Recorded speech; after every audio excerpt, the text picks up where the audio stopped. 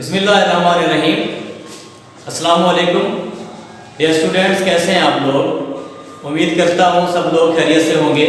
अल्लाह ताला हम सबको अपनी हिफ्ज़ व अमान में रखें। डियर स्टूडेंट्स, आज की लेक्चर में हम एक्सरसाइज 1.2 से पहले कुछ थ्योरी, कुछ डेफिनेशंस हैं जिनको थोड़ा सा क्लियर करना ज़रूरी है, क्योंकि 1.2 एक्सरसाइज में इन्हीं टाइप्स की ही, मैट्रिक्स की जो टाइप्स हैं, डेफिनेशंस हैं, उनकी ही आइडेंटिफिकेशन करनी है। तो इसके टॉपिक में पहली जो टाइप्स है मैट्रिक्स में, वो है रो मैट्रिक्स। आपकी बुक में रो मैट्रिक्स की बड़ी क्लियर डेफिनेशन लिखी हुई है। A matrix is called a row matrix if it has only one row. जिस मैट्रिक्स में सिर्फ एक रो होगी उसे हम रो मैट्रिक्स कहते हैं। मैंने जस्ट एक एग्जांपल ली है जिसको मैंने M नाम दिया है इस मैट्रिक्स को, और इसमें सिर्फ एक ही रो है, तो ये कहलाता है रो मैट्रिक्स। डिफाइन आप बुक से करेंगे, एग्जांपल भी वहां पे गिवन है, नाम कोई सा A B C D M N X Y Z कोई सा भी दिया जा सकता है, लेकिन आपको उसकी डिफाइन क्या आनी चाहिए, उसकी पहचान आनी चाहिए। कॉलम मैट्रिक्स नेक्स्ट डेफिनेशन है। तो ऐसा मैट्रिक्स जिसमें सिर्फ एक कॉलम हो वो कॉलम मैट्रिक्स कहलाता है। जैसे मैंने एक n मैट्रिक्स लिया है, नाम n दिया है, उसमें सिर्फ और सिर्फ एक कॉलम है, तो ये कॉलम मैट्रिक्स कहलाएगा। उसके बाद जो थर्ड डेफिनेशन है और टाइप है, वो है रेक्टेंगुलर मैट्रिक्स की। एक ऐसा मैट्रिक्स जिसमें रोज और कॉलम्स इक्वल नहीं होते। चूंकि ये रेक्टेंगल से रिलेटेड है, रेक्टेंगल एक ऐसी कोऑर्डिनेटर होती है जिसकी लेंथ और विड्थ इक्वल नहीं होती।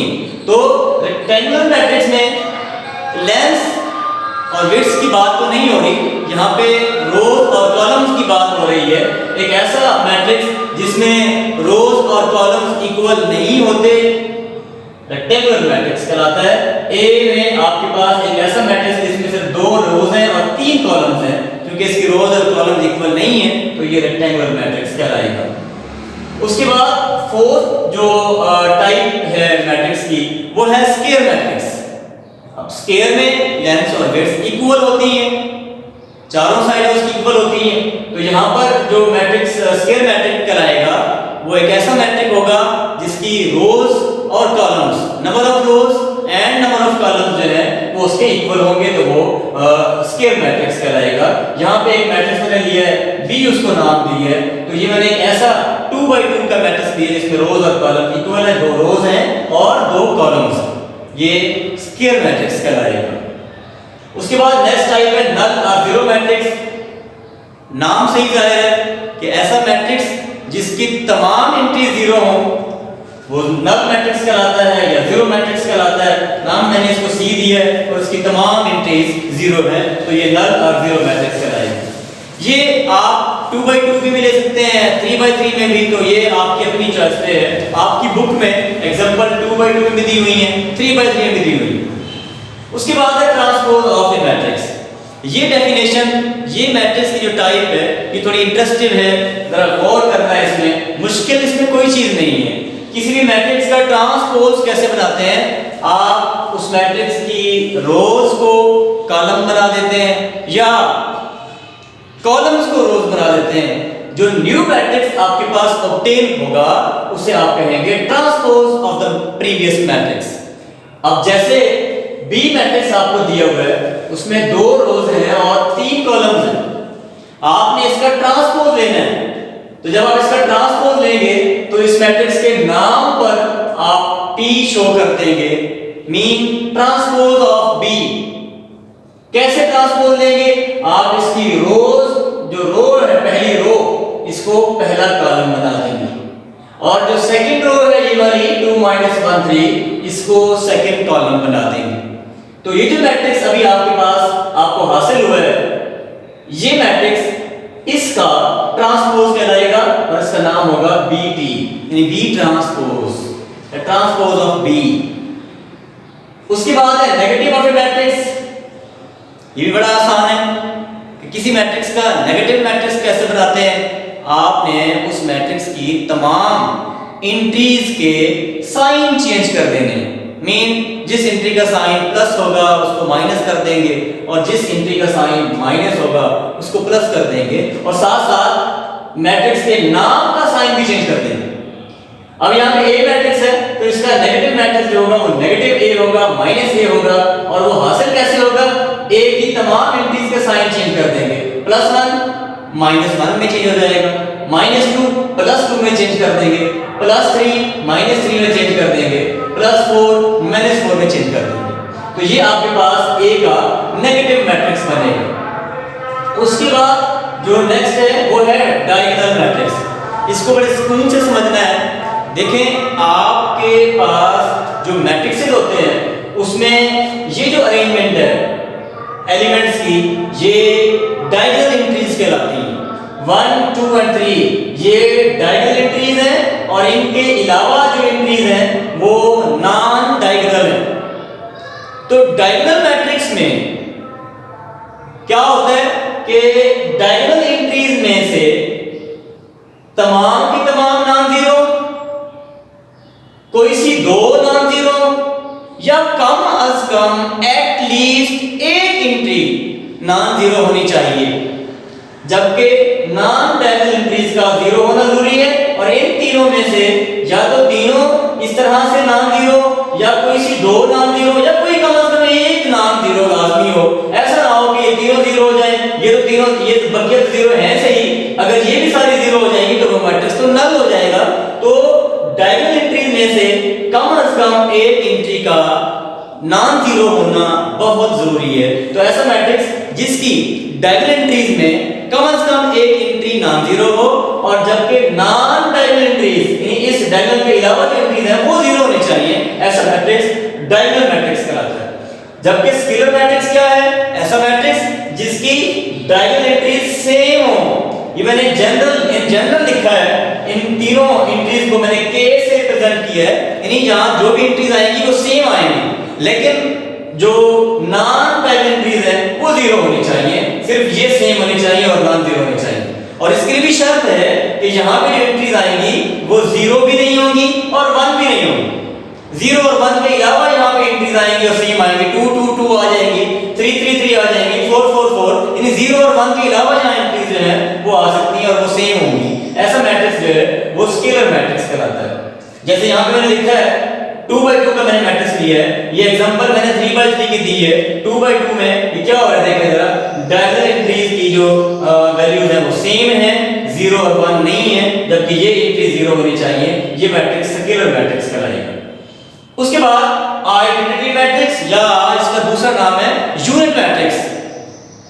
एक ऐसा मैट्रिक्स होता है जिसकी डायगोनल एंट्रीज 1 हो, दोनों एंट्रीज, अगर कोई 3/3 का है तो फिर 3 एंट्रीज आएंगी ऐसे और वो भी तीनों 1 1 1 होनी चाहिए।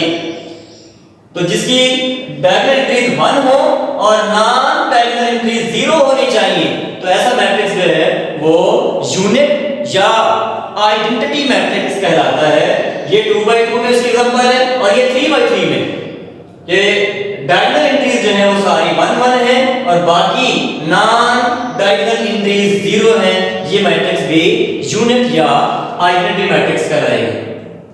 टाइप्स खत्म हुई है, अब इनकी पहचान रखनी है। एक्सरसाइज में इन्हीं की जो है वो पहचान की जाएगी। आपको मैट्रिक्स दिए हुए होंगे, वहां से आपने पहचान करनी है, आइडेंटिफिकेशन करनी है कि कौन सा मैट्रिक्स रो मैट्रिक्स है, कौन सा कॉलम है, कौन सा रेक्टेंगुलर मैट्रिक्स है, कौन सा स्क्वायर है, कौन सा डायगोनल है और कौन सा यूनिट मैट्रिक्स है। तो एक्सरसाइज 1.2 के पहले क्वेश्चन में आइडेंटिफाई द फॉलोइंग मैट्रिसेस। अब जैसे वहां पे एक मैट्रिक्स ए दिया हुआ है, एक बी दिया हुआ है, सी डी ई भी हैं, उनको देख के आपने सिर्फ पहचान करनी और नाम देना है। जैसे ये मैट्रिक्स है, इसकी तमाम एंट्री 0 है, तो डेफिनेटली ये एक नल मैट्रिक्स है, हमने साथ लिखा नल मैट्रिक्स। इसी तरह से बी मैट्रिक्स में एक ही रो है, तो इसको कहेंगे रो मैट्रिक्स। इसके अलावा इस मैट्रिक्स का नाम रेक्टेंगुलर मैट्रिक्स भी हो सकता है, क्योंकि इसमें रोज 1 है और कॉलम्स 3 है। क्योंकि रोज और कॉलम्स इक्वल नहीं है तो इसको हम रेक्टेंगुलर मैट्रिक्स भी कह सकते हैं, लेकिन प्रेफरेबली हम इसको रो मैट्रिक्स ही कहेंगे। उसके बाद क्वेश्चन 2 में भी यही है, मैट्रिक्स दिए हैं और उनके नाम बताने हैं, पहचान करनी है कि कौन सा मैट्रिक्स है। जैसे ये एक मैट्रिक्स है, इसमें रोज 2 हैं, कॉलम्स 3 हैं, तो हम इसको रेक्टेंगुलर मैट्रिक्स कहेंगे। एक मैट्रिक्स बी दिया हुआ है, उसमें एक ही कॉलम है, तो उसको हम कॉलम मैट्रिक्स कहेंगे। ये भी एक रेक्टेंगुलर मैट्रिक्स भी हो सकता है, लेकिन प्रेफरेबली इसमें एक कॉलम है, इसको कॉलम मैट्रिक्स का नाम दिया जाएगा। उसके बाद क्वेश्चन 3 भी इसी तरह है, वहां पे भी मैट्रिक्सेस दिए हुए हैं और उनकी पहचान करनी है, नाम देने हैं। जैसे ये भी एक मैट्रिक्स है, इसमें डायगोनल एंट्रीज जो है, ये स्क्वायर मैट्रिक्स भी है, ये क्योंकि रोज और कॉलम्स इक्वल है। और उसके अलावा एक ऐसा स्क्वायर मैट्रिक्स जिसकी डायगोनल एंट्रीज नॉन जीरो है, जबकि नॉन डायगोनल एंट्रीज जीरो है, तो ये मैट्रिक्स डायगोनल मैट्रिक्स कहलाएगा। इस तरह से सी मैट्रिक्स दिया हुआ है, उसको देखा हमने कि उसकी जो डायगोनल एंट्रीज है वो 1 1 है और नॉन डायगोनल एंट्रीज जो है वो 0 है। सो हम इसको यूनिट या आइडेंटिटी मैट्रिक्स का नाम देंगे। इस तरह बकिया मैट्रिक्स दिए हुए हैं डी ई एफ, उनमें से भी आपने देख के डेफिनेशन पहचान करनी है कि ये कौन सा मैट्रिक्स है। क्वेश्चन 4 में भी एक बड़े आसान सा क्वेश्चन दिया हुआ है, find negative matrices. A B C D E matrix दिए हुए हैं और उनके आपने नेगेटिव मैट्रिक्स बनाने हैं। आपको ये पता होना चाहिए कि नेगेटिव मैट्रिक्स कैसे बनता है। आप उस मैट्रिक्स की तमाम एंट्रीज के साइन चेंज कर देते हैं। तो जैसे डी मैट्रिक्स है, इसका जो नेगेटिव मैट्रिक्स होगा वो -d से रिप्रेजेंट होगा, जैसे पहले डेफिनेशन में भी आया था। d का जो नेगेटिव मैट्रिक्स है वो -d होगा। और कैसे हासिल होगा, d की तमाम एंट्रीज के साइन चेंज कर देंगे। -3 पॉजिटिव 3 बनेगा, यहाँ पॉजिटिव 2 है d में, तो इसका नेगेटिव मैट्रिक्स में -2 आएगा। नेगेटिव 4 है तो उसको +4 बना देंगे, पॉजिटिव 5 है तो उसको -5 बना देंगे। This matrix is called negative matrix of d, और इसी को ही इसका एडिटिव इनवर्स भी कहेंगे। क्वेश्चन नंबर 5, इसमें वो कह रहे हैं find the transpose of each. आप पीछे डेफिनेशन में ये पढ़ चुके हैं कि किसी मैट्रिक्स का ट्रांसपोज कैसे लेते हैं। आप उसके नाम पे t रिप्रेजेंट कर देते हैं और उसके बाद उस मैट्रिक्स की कॉलम्स को रोज या रोज को कॉलम बना देते हैं। आपके पास ये A मैट्रिक्स है, आप इसका ट्रांसपोज जो होगा वो A ट्रांसपोज ऐसे रिप्रेजेंट होगा AP, और ये कैसे हासिल होगा, इस A में कॉलम था, एक ही कॉलम था, अब आप उसको रो में कन्वर्ट कर देंगे। तो this matrix is called transpose of A। इसी तरह से एक C मैट्रिक्स है, इसका भी आपने ट्रांसपोज लेना है, लेकिन आपको मैंने दूसरा मेथड भी शो कर दिया है कि किस तरह करेंगे। आपने दोनों साइडों पे ट्रांसपोज लेना है, C के ऊपर ट्रांसपोज कर देना है और ये मैट्रिक्स लिख के इसके ऊपर T शो कर देना है, जिसका ये मतलब है इसका अभी ट्रांसपोज अप्लाई करना है। तो ट्रांसपोज अप्लाई कैसे करोगे, कैसे लोगे, रो को कॉलम बना देना है, सेकंड रो को सेकंड कॉलम बना देना है और थर्ड रो को थर्ड कॉलम बना देना है। तो this matrix is called transpose of C।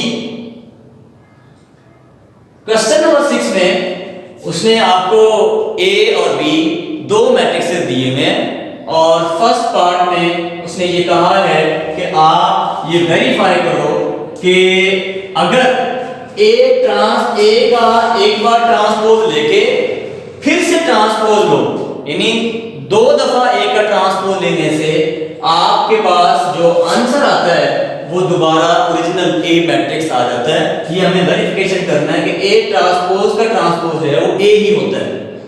सो आपको A मैट्रिक्स गिवन है, A की वैल्यू है, A मैट्रिक्स है ये, क्योंकि आपने वेरिफिकेशन में डबल ट्रांसपोज लेना है। तो आपने यहाँ पे लिखा टेकिंग ट्रांसपोज, फर्स्ट ट्रांसपोज लेंगे, A पर भी ट्रांसपोज लेंगे और इधर से इस मैट्रिक्स का ट्रांसपोज ले लिया हमने डायरेक्ट कि इसकी रो को कॉलम बना दिया, सेकंड रो को सेकंड कॉलम बना दिया। अब ये ट्रांसपोज आ गया फर्स्ट टाइम।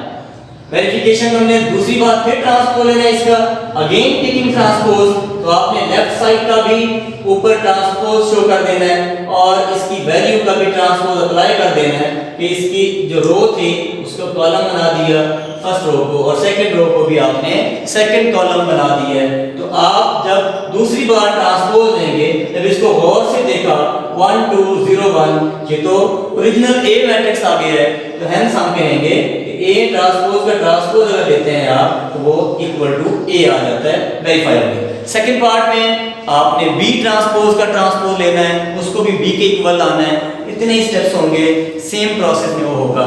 अब आपने बेटा करना ये है कि मैंने नोट में भी लिख दी है कि इन तमाम क्वेश्चंस को आपने रजिस्टर पे नीट करना है, बड़ी अच्छी प्रेजेंटेशन के साथ, मैट्रिक्स की लाइनें सीधी हों, इक्वल के नीचे इक्वल आना चाहिए, और बेहतरीन डिजिट्स, मैंने खास तौर पे यहाँ मुझे लग रहा था कि बाद बच्चों के डिजिट्स सही नहीं होते, तो आपने ये जरा साइड पे देखें, 1 को आपने ऐसे, 2 को 3 की गुलाइयों का ख्याल रखना है, 4 5 6 को भी बेहतर बनाना है, इन तमाम डिजिट्स को आपने फॉलो करना है। निशात में, निशात के सिस्टम में ये डिजिट्स का बहुत ख्याल रखा जाता है। उम्मीद है आप लोग ये तमाम क्वेश्चन को नीट करेंगे, इनको तैयार करेंगे। अल्लाह हाफिज़।